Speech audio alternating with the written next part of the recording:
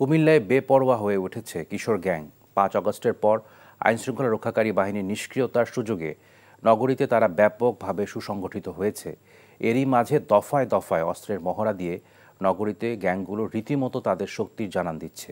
সামাজিক যোগাযোগ মাধ্যমে ও ছবি এবং ভিডিও আপলোড করে আতঙ্ক ছড়াচ্ছে কিশোর গ্যাং। কুমিল্লার প্রতিনিধি মাহফুজ নান্টুর পাঠানো রিপোর্ট।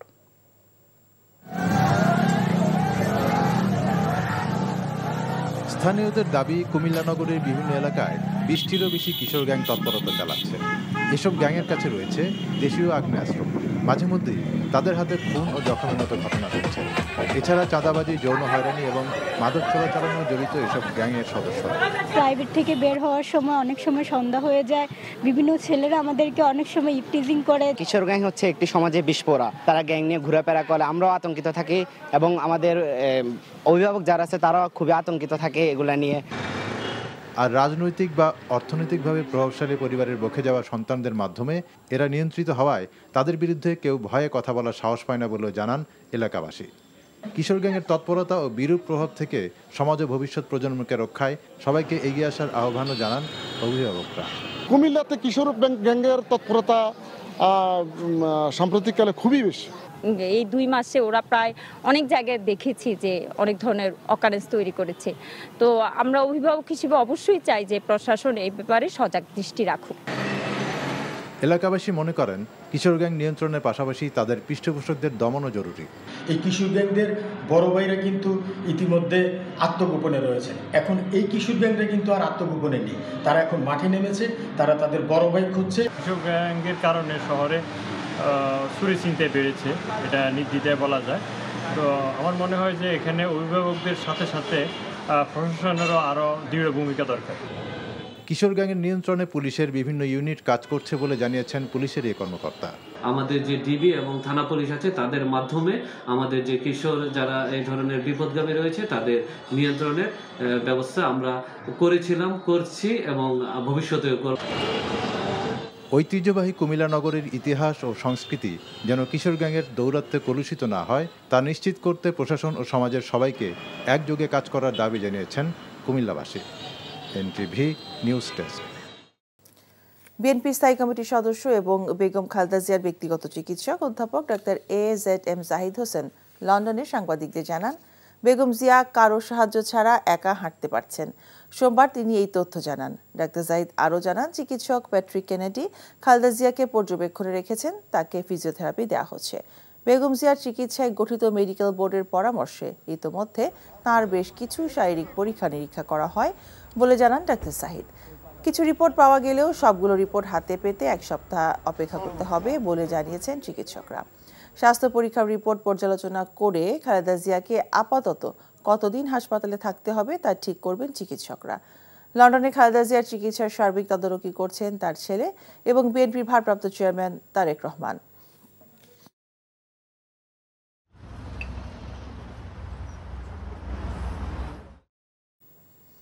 বায়ু দূষণের তালিকায় আজ সকালে খুব অস্বাস্থ্যকর অবস্থায় পৌঁছেছে ঢাকার বাতাস। সকাল 7:30টার দিকে আন্তর্জাতিক বায়ুমান প্রযুক্তি প্রতিষ্ঠান AQI এর তথ্য অনুযায়ী 230 স্কোর নিয়ে বিশ্বের দূষিত শহরের তালিকায় শীর্ষে রয়েছে রাজধানী ঢাকা। একই সময় 208 স্কোর নিয়ে বিশ্বের দূষিত শহরের তালিকায় দ্বিতীয় অবস্থানে রয়েছে ভারতের দিল্লি শহর। এছাড়া 196 স্কোর নিয়ে পরের অবস্থানে রয়েছে দেশটির আরেক শহর কলকাতা। 193 স্কোর নিয়ে চতুর্থ অবস্থানে রয়েছে ভিয়েতনামের হো চি মিন সিটি এবং পঞ্চম অবস্থানে থাকা মিয়ানমারের ইয়াঙ্গুন শহরের স্কোর 188। AQI স্কোর 0 থেকে 50 ভালো হিসেবে বিবেচিত হয়, 51 থেকে 100 মাঝারি হিসেবে গণ্য করা হয়, আর সংবেদনশীল গোষ্ঠীর জন্য অস্বাস্থ্যকর বিবেচিত হয় 101 থেকে 150 স্কোর। 151 থেকে 200 হলে তাকে অস্বাস্থ্যকর বায়ু বলে মনে করা হয়।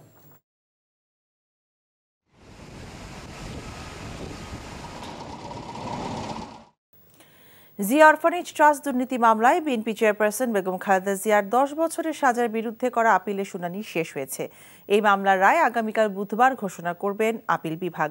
মঙ্গলবার প্রধান বিচারপতি ডক্টর সৈয়দ রেফাত আহমেদের নেতৃত্বাধীন আপিল বিভাগ শুনানি শেষে রায়ের জন্য এই দিন ধার্য করেন। গত বছরের 11 নভেম্বর জিয়া অরফানেজ ট্রাস্ট দুর্নীতি মামলায় 10 বছরের সাজার বিরুদ্ধে খালেদা জিয়ার লিভ টু আপিল মঞ্জুর করেন আপিল বিভাগ। একই সঙ্গে খালেদা জিয়াকে দেওয়া সাজা স্থগিত করেন আদালত। 2018 সালে জিয়া অরফানেজ ট্রাস্ট দুর্নীতি মামলায় খালেদা জিয়াকে 5 বছরের কারাদণ্ড দেন বিচারিক আদালত। একই সঙ্গে এই মামলার অন্য 5 আসামির প্রত্যেককে 10 বছর করে সশ্রম কারাদণ্ড দেওয়া হয়েছিল।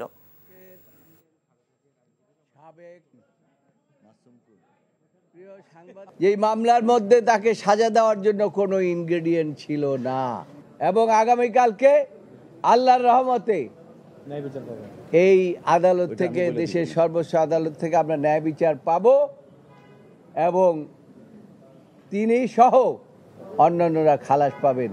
জিয়া পরিবারকে ভিকটিম করার জন্য ম্যালিশিয়াসলি এই মামলাটা দায়ের করা হয়েছিল।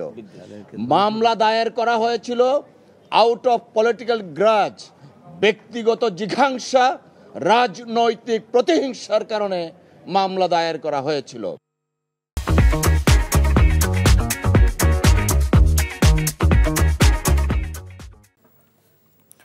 স্থানীয় সরকার মন্ত্রণালয়ের অনুমোদন ছাড়াই ঢাকা দক্ষিণ সিটি কর্পোরেশনে ক্ষমতার দাপটে 2 শতাধিক মানুষ নিয়োগ দেন সাবেক মেয়র শেখ ফজলে নূর তাপস। এমন অবিশ্বাস্য আর বিরল ঘটনার তথ্য এসেছে এনটিভির কাছে। শেখ পরিবারের পরিচয়ের দাপটে নিয়ম নীতি তোয়াক্কা না করেই নিজের পছন্দের প্রার্থীকে নিয়োগ দেন সাবেক মেয়র এবং তার আস্থাভাজন কর্মকর্তারা। দীর্ঘ অনুসন্ধানে দেখা যায় আর্থিক লেনদেনের ঘটনাও ঘটেছে নিয়োগ প্রক্রিয়ায়। 2 সিটির নিয়োগ পদোন্নতি নিয়ে নাজিবুর রহমানের 2 পর্বের ধারাবাহিকের আজ প্রথম পর্ব। 2018 সালের পর শেখ ফজলে নূর তাপস মেয়রের আসনে বসে দক্ষিণ সিটিতে নিয়োগ দেন 8.5 শতাধিক কর্মকর্তা কর্মচারী। ক্ষমতা ছাড়ার আগে 2023 সালের সর্বশেষ নিয়োগে শেখ তাপস অতীতের অনিয়মের সব রেকর্ডকে হার মানিয়েছে। হিসাব সহকারী, অফিস সহকারী ও পরিচ্ছন্ন পরিদর্শক পদে নিয়োগ পাওয়া 184 জনের তথ্য এসেছে এনটিভির কাছে, যেখানে দেখা যায় জাল জালিয়াতির ভয়াবহ চিত্র। এসব নিয়োগের অনুমোদন করেননি তৎকালীন স্থানীয় সরকার মন্ত্রণালয়ের উপসচিব ও পরীক্ষা কমিটির সদস্য মোহাম্মদ শামসুল ইসলাম। তার অনুমোদন ছাড়াই 2 শতাধিক কর্মীকে নিয়োগপত্র দিয়ে দেয় ঢাকা দক্ষিণ সিটি কর্পোরেশন। তথ্য বলছে, জালিয়াতির মাধ্যমে নিয়োগ পাওয়াদের বেশিরভাগ গোপালগঞ্জ, ফরিদপুর, মাদারীপুর, শরীয়তপুর, বরিশালের। তাপসের সাবেক নির্বাচনী এলাকা ঢাকা 10 আসনের থেকে নিয়োগ পেয়েছেন সবচেয়ে বেশি। ঢাকা দক্ষিণ সিটি কর্পোরেশনের সূত্র বলছে, অবৈধ এ নিয়োগের সংখ্যাটি প্রায় 2 শতাধিক। ক্ষমতার অপব্যবহার করে মন্ত্রণালয়ের অনুমোদন ছাড়াই এই পছন্দের প্রার্থীকে নিয়োগ দেয় ঢাকা দক্ষিণ সিটি কর্পোরেশনের সাবেক মেয়র শেখ ফজলে নূর তাপস। এই কাজটি করা হয় অত্যন্ত গোপনীয়তার সাথে, যেখানে জড়িত ছিল ঢাকা দক্ষিণ সিটি কর্পোরেশনের অনেক কর্মকর্তা। অনুমোদন ছাড়া নিয়োগ শুধু নয়, 2 মাসের মাথায় পরীক্ষার্থীদের খাতাসহ অনেক তথ্য পুড়িয়ে ফেলা হয় শেখ তাপসের নির্দেশে। এ সকল অবৈধ কর্মচারীদের নিয়োগ দিয়ে তাদের বেতন ভাতা বাবদ দক্ষিণ সিটি কর্পোরেশন 12 মাসে খরচ করেছে প্রায় 4 কোটি টাকা। কেন এসব নিয়োগে স্বাক্ষর করেননি স্থানীয় সরকারের উপসচিব? মুঠোফোনে সে উত্তর দেন তিনি। যেখানে যেখানে ছিল প্রবলেম ছিল সেগুলোতে আমি তো স্বাক্ষর করিনি। যদি কোথাও আমার সাইন না থাকে তাহলে ধরে নিতে হবে যে এখানে আমি করি নাই, অথবা আমি অনুপস্থিত ছিলাম। অবৈধ এসব নিয়োগের ব্যাপারে আনুষ্ঠানিক বক্তব্য দেননি দক্ষিণের তৎকালীন প্রশাসক নজরুল ইসলাম। তবে কর্পোরেশনের সচিব জানিয়েছেন, এ নিয়ে পরবর্তী বোর্ড সভায় আলোচনা করে ব্যবস্থা নেবেন তারা। আমি মনে করি এটা নিয়োগ প্রক্রিয়াটা যথাযথ হয়নি। যদি এই ধরনের ঘটনা ঘটে থাকে, এটা হয়তো আমরা সর্বোচ্চ ফোরামে তুলব। সর্বোচ্চ ফোরাম হচ্ছে সিটি কর্পোরেশনের একটা সভা হয়। এখন আপনারা জানেন, আগে ছিল নির্বাচিত বডি, এখন আছে 25 সদস্য বিশিষ্ট সরকার একটা প্রজ্ঞাপন করে কমিটি করে দিয়েছেন। ওই ফোরামে তুলে একটা দিক নির্দেশনা চাওয়া হবে। 5 আগস্ট সরকার পতনের আগে গোপনে দেশ ছাড়েন ঢাকা দক্ষিণের সাবেক মেয়র শেখ ফজলে নূর তাপস। এখন তার অবস্থান নিশ্চিত করতে পারেননি কেউ। Najibur Rahman, NTV news, Dhaka. চলতি বছরে জুলাই আগস্টের মধ্যে জাতীয় নির্বাচনের দাবি জানিয়েছে বিএনপি। দলটি মনে করে নির্বাচন বিলম্ব হলে দেশের রাজনৈতিক ও অর্থনৈতিক সংকট বাড়বে। আর জাতীয় নির্বাচনের আগে স্থানীয় সরকারি নির্বাচনের বিপক্ষে দলটি। দলের চেয়ারপারসনের গুলশান কার্যালয়ে এক সংবাদ সম্মেলনে এসব কথা জানান বিএনপি মহাসচিব মির্জা ফখরুল ইসলাম আলমগীর। ইমরুল আহসানের রিপোর্ট। বিএনপির স্থায়ী কমিটির বৈঠকের সিদ্ধান্ত জানাতে এই সংবাদ সম্মেলন, যাতে দলটির পক্ষ থেকে বলা হয় দ্রুত জাতীয় নির্বাচন না হলে সংকট বাড়বে, তাই চলতি বছরেই নির্বাচনের দাবি জানায় বিএনপি। যেহেতু আপনার নির্বাচন কমিশন গঠন হয়ে গেছে, সুতরাং আমার মনে হয় না যে এটা আপনার আরো বিলম্বিত করার প্রয়োজন আছে, কারণ যত বিলম্ব হচ্ছে ততই রাজনৈতিক এবং অর্থনৈতিক সংকট আরো বৃদ্ধি পাচ্ছে। কারণ আমরা বারবার করে বলছি যে আসলে নির্বাচিত সরকারের কোনো বিকল্প নেই, এটা গণতন্ত্রে এটাই হচ্ছে সবচেয়ে ইম্পর্টেন্ট বিষয়।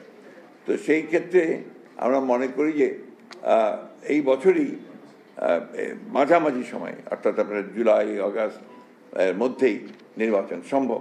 নির্বাচন ইস্যুতে জামায়াতে ইসলামীর সাথে বিএনপির খুব বেশি মতানৈক্য নেই বলে দাবি করেন মির্জা ফখরুল। তবে জাতীয় নির্বাচনের আগে স্থানীয় সরকার নির্বাচনের বিপক্ষে বিএনপি। জাতীয় সংসদ নির্বাচনের পূর্বে স্থানীয় সরকার নির্বাচনের কোনো প্রশ্নই ওঠে না, কারণ এখন তো ফোকাসটা পুরো দেশের, পুরো জাতির হচ্ছে আপনার এই জাতীয় সংসদ নির্বাচনের উপরে, এবং ক্রাইসিসটা ওই জায়গাতেই।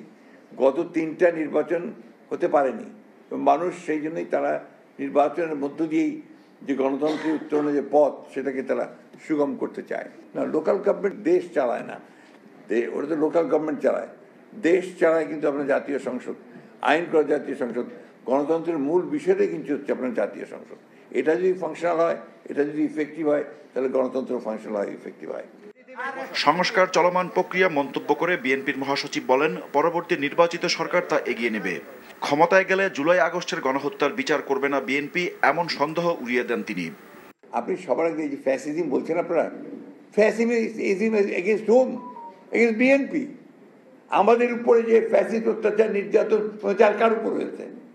কারোর উপর হয়নি। এমনকি আপনার অন্যান্য রাজনৈতিক দলগুলোর মধ্যে আমরা এবং জামাতে ইসলাম সবচেয়ে বেশি এফেক্টেড হয়েছি। আমাদের উপরে তো অত্যাচারটা সবচেয়ে বেশি হয়েছে। তা আমরা ফ্যাসিস্টদের বিচার করবো না তো কে বিচার করবে? আর যদি আমরা ক্ষমতায় আসি, কে করবে? আর যেটা শুরু হয়েছে, এখান থেকে সরে যাওয়ার কারো কোনো উপায় নেই। অবশ্যই বিচার, কিন্তু আবার বিচার তড়িঘড়িও করা যাবে না। তড়িঘড়ি করলে ওই বিচার কিন্তু প্রশ্নবিদ্ধ হয়ে যাবে।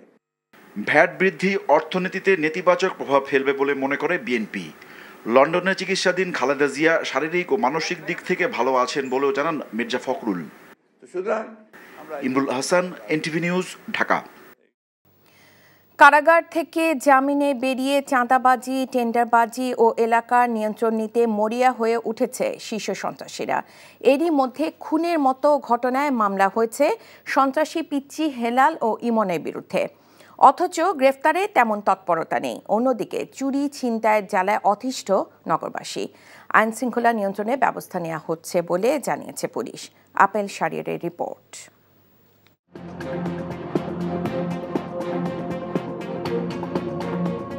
সম্প্রতি রাজধানীর এলিফ্যান্ট রোডে প্রকাশ্যে 2 ব্যবসায়ীকে এলোপাতাড়ি কোপানোর ঘটনা জানান দিচ্ছে আধিপত্য বিস্তারে থেমে নেই সন্ত্রাসীদের অপতৎপরতা।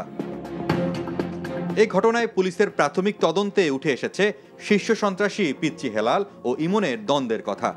সরকারের পট পরিবর্তনের পর একে একে কারাগার থেকে জামিনে বেরিয়ে চাঁদাবাজি, টেন্ডারবাজি ও এলাকার নিয়ন্ত্রণ নিতে তৎপর হয়ে ওঠে শীর্ষ সন্ত্রাসীরা।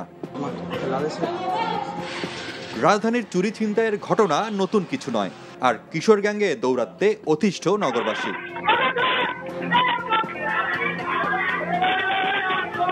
সংবাদ প্রচারের পর তৎপরতা কিছুটা বাড়লেও আইনশৃঙ্খলা পরিস্থিতি নিয়ন্ত্রণে পুলিশকে আরো বেশি তৎপর হওয়ার কথা জানান নগরবাসী। রাস্তাঘাটে চলাটা অতটা নিরাপত্তা না, কিন্তু এর জন্য পুলিশের আরো কিছু ভূমিকা রাখা উচিত, যেন এগুলা আমরা মানুষ চলাচলের জন্য যেন একটু সুনিরাপত্তাটা যেন পেতে পারি। রাতে রোডে বের হতে আমরা একটু আতঙ্ক বোধ করি। ছিনতাই, চুরি এগুলি আগের তুলনায় বেড়ে গেছে। ডিবির অতিরিক্ত পুলিশ কমিশনার রেজাউল করিম মল্লিক জানান, নগরীর নিরাপত্তায় কঠোর ব্যবস্থা নেওয়া হচ্ছে। যারা শীর্ষ সন্ত্রাসী আছে তাদের বিরুদ্ধে এবং পাশাপাশি অন্যান্য সন্ত্রাসী যারা আছে সমস্ত সন্ত্রাসীদেরই আমাদের আইনের আওতায় আমরা নিয়ে আসব, এবং আমরা সব বিষয়ে আমাদের মনিটরিং অব্যাহত রয়েছে। আইন শৃঙ্খলা যাতে স্বাভাবিক থাকে, জনগণ যাতে স্বস্তিতে এবং শান্তি থাকতে পারে, সেই দিকে আমরা বিশেষ নজর দিচ্ছি। ডিএমপির মিডিয়া সেন্টারে আয়োজিত এক সংবাদ সম্মেলনে জনগণকে সন্ত্রাসীদের তথ্য দিয়ে সহযোগিতার অনুরোধও জানান তিনি। সম্পূর্ণ নতুন আঙ্গিকে apple Shahriar, NTV news, Dhaka.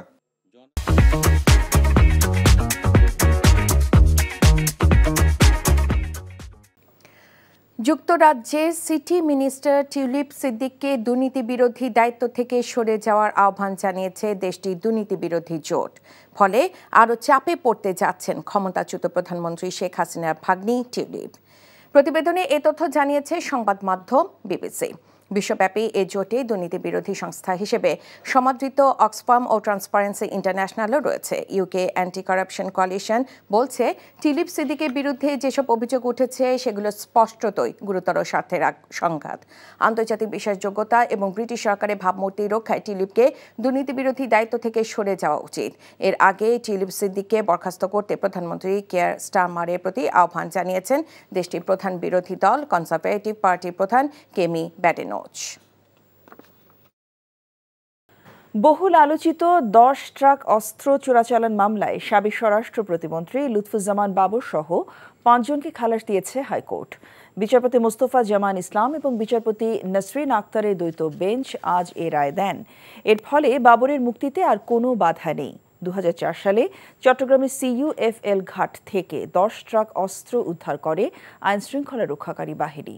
দেশের ইতিহাসের সবচেয়ে বড় এই অস্ত্র চালানটি সমুদ্র পথে আনা হয় চট্টগ্রাম ইউরিয়া ফার্টিলাইজার জেটিতে। এই ঘটনায় অস্ত্র আটক এবং অস্ত্র চোরাচালানের অভিযোগে 2টি মামলা হয়। এর আগে অস্ত্র আটকের মামলায় বাবরকে খালাস দেয় হাইকোর্ট। আজ অস্ত্র চোরাচালান মামলায়ও যাবজ্জীবন সাজা থেকে তাকে খালাস দেওয়া হলো। আগামী জাতীয় নির্বাচন আয়োজনে নির্বাচন কমিশনের কি কি সহযোগিতা প্রয়োজন তার মূল্যায়ন শুরু করেছে জাতিসংঘ। ইসি, সুশীল সমাজ, শিক্ষাবিদ ও রাজনৈতিক দলসহ অন্যান্য অংশীজনদের সঙ্গে আলোচনা করে 10 দিনের মধ্যে মূল্যায়ন শেষ হবে বলে জানিয়েছেন ইউএনডিপি ঢাকা সফররত প্রতিনিধি দল। আগারগাঁওয়ে নির্বাচন ভবনে বৈঠক শেষে ইসি সচিব জানান, প্রধান উপদেষ্টা দেওয়া সময়সীমা সামনে রেখেই নির্বাচনের প্রস্তুতি নিচ্ছে কমিশন। আরও জানাচ্ছেন মুকসিমুল আহসান।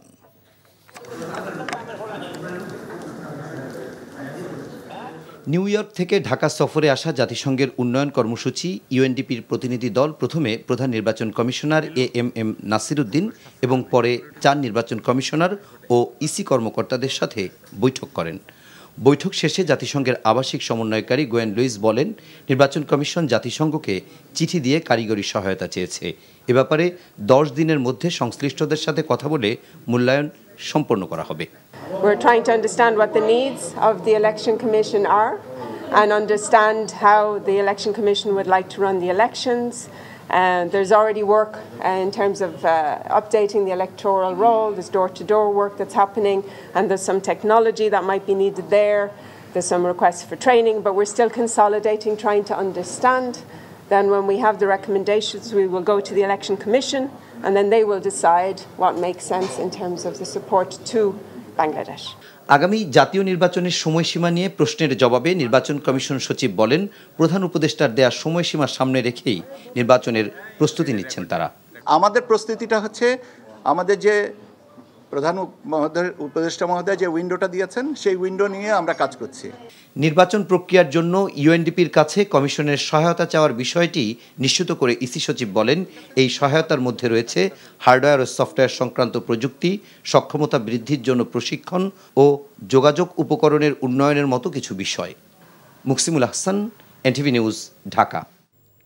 বহুল আলোচিত 10 ট্রাক অস্ত্র চোরাচালান মামলায় যাবজ্জীবন সাজাপ্রাপ্ত সাবেক স্বরাষ্ট্র প্রতিমন্ত্রী লুৎফুজ্জামান বাবর সহ 5 জনকে খালাস দিয়েছে হাইকোর্ট।